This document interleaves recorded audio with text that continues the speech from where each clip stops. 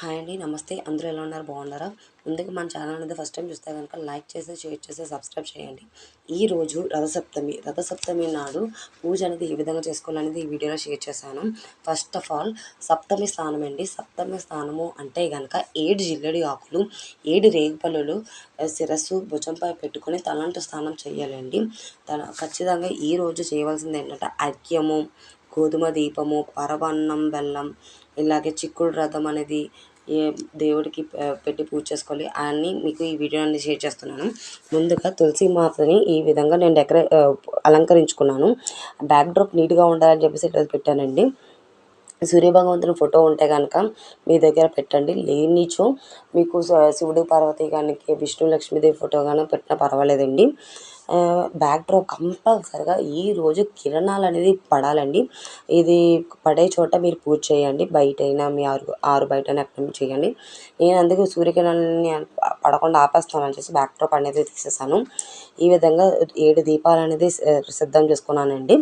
అలాగే ఎర్రటి ఒత్తులతోటి 7 ఒత్తులతో కలిపి పెట్టుకోవాలండి.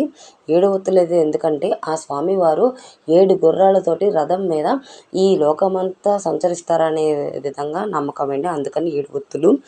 ఇక నెక్స్ట్ ఆ స్వామివారికి ఇష్టమైన ప్రసాదం రెడీ చేయాలండి.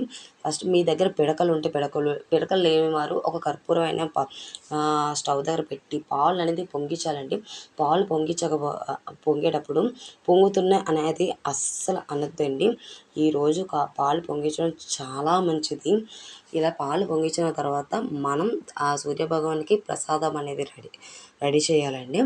ఈ ముందుగా నానబెట్టుకున్న బియ్యం తీసుకొని ఈరోజు ఇంట్లో ఎంతమంది అయితే ఉన్నారో అంతమంది ఆ బియ్యం అనేది వేయాలండి. అలా కుదరని వారి పేరు చెప్పి మనమే వేసేయచ్చు. ఇందులోని గరిటె అనేది అస్సలు ఉపయోగించకూడదు.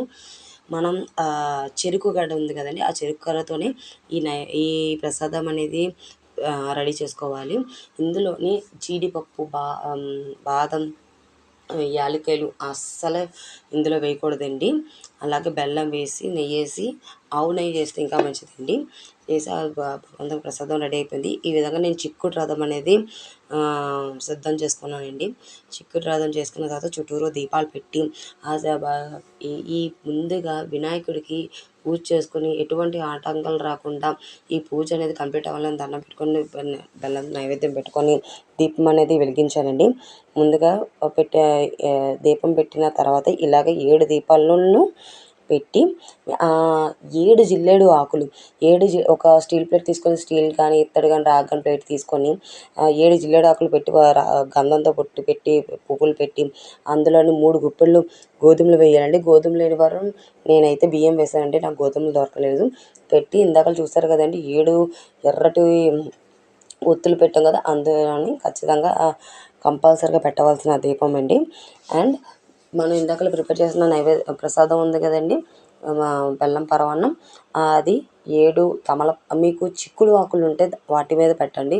నాకు చిక్కుడు ఆకులు దొరకలేదు, అందుకని చెప్పేసి తమలపాకులతో పెట్టాను. 7 తమలపాకుల్లోని పరమాన్నం, పువ్వులు, రేగిపళ్ళు పెట్టి ఇవ్వండి చూడండి, తమలపాకులతో పెట్టాను. కానీ ఇలా అంతా ఒకలాగే పెట్టకూడదు, అందుకని చెప్పేసి విడిగాను ఇక్కడ ఆకులు తీసుకొని 7 కొబ్బరికాయ అట్టుపలతో పెట్టి 7 పరమాన్నాలు, రేగుపళ్ళు, మీ దగ్గర ఉంటే చెరుక్కలు ఎక్కువ ఉంటే చెరుక్కలు, పువ్వులు సూర్యభగవంతునికి ప్రసాదంగా పెట్టాలండి. ఇలాగా నేను ప్రసాదం అనేది పెట్టాను.